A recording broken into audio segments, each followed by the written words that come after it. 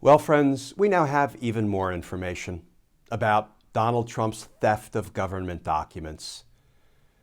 Let's talk about that, because justice matters.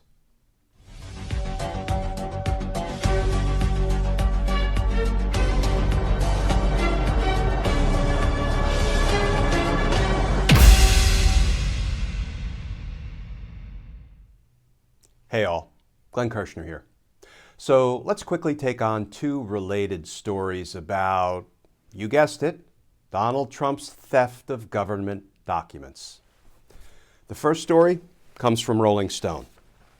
Headline: Justice Department asking if Trump stashed documents in Trump Tower.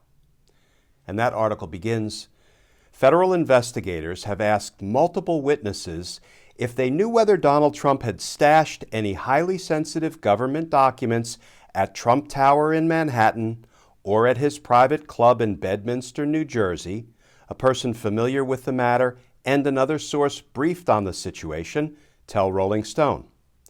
The FBI, according to these sources, has also asked in recent months whether the ex-president had a habit of transporting classified documents from his Florida estate, Mar-a-Lago, to the other Trump properties.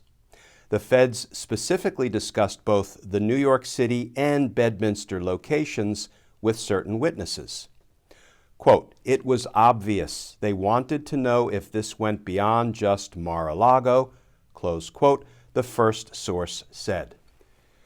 And folks have often asked, why in the world didn't the FBI search Trump Tower and Bedminster at the same time they searched Mar-a-Lago? And the answer is, there's common sense, and then there's the law. And the real answer can be found in the Fourth Amendment to the Constitution, and that answer involves probable cause. Here is the text of the Fourth Amendment. The right of the people to be secure in their persons, houses, papers, and effects against unreasonable searches and seizures shall not be violated, and no warrants shall issue but upon probable cause, supported by oath or affirmation, and particularly describing the place to be searched and the persons or things to be seized. Now, can I admit something to you, friends? I love the Fourth Amendment and its prohibition against unreasonable searches and seizures. You know, my criminal justice students at George Washington University can tell you I'm a little bit of a Fourth Amendment nerd. And when I heard that the FBI searched only Mar-a-Lago, I instantly knew why that was.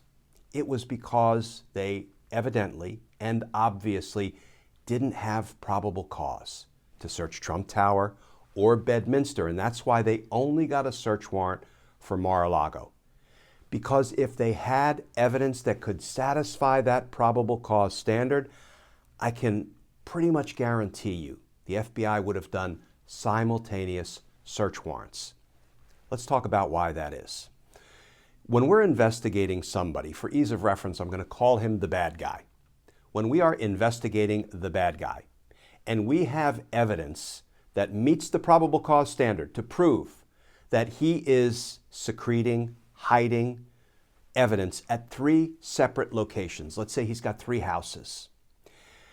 We are absolutely going to do simultaneous search warrants and hit all three houses at the same time with three separate search teams. Why? Well, because if we only hit one house, what's the bad guy going to do? He's going to call up his criminal associates. Hey, they just hit house number 1. Get rid of the evidence from houses number 2 and number 3.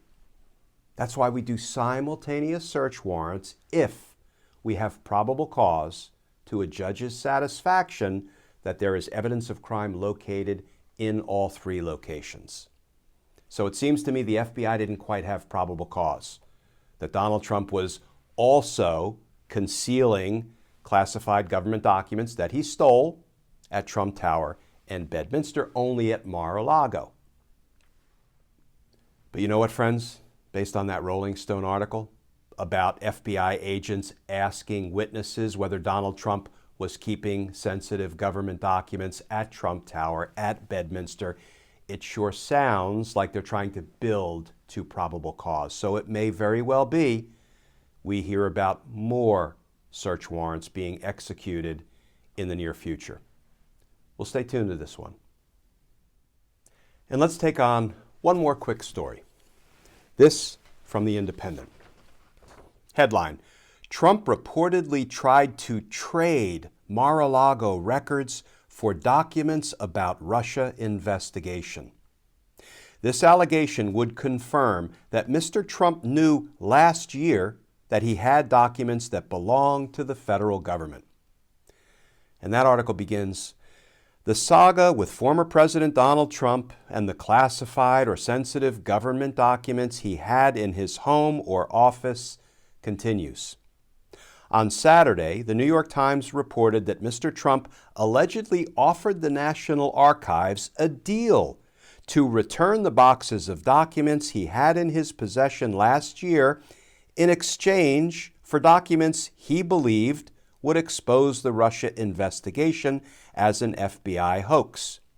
The report notes that Mr. Trump didn't know what the archives had, but knew there were items he wanted. Friends, can I put that in real people speak? That would be like if your neighbor stole your TV and then said, "You want it back? I want $500. I heard my friend Joyce Vance say earlier this evening on MSNBC that feels a little extortion-y. It does feel a little extortion-y. Oh, and here's a late-breaking news development. Donald Trump has still not been indicted for any of his crimes. But he will be. He will be. Because justice matters. Friends, as always, please stay safe, please stay tuned, and I look forward to talking with you all again tomorrow.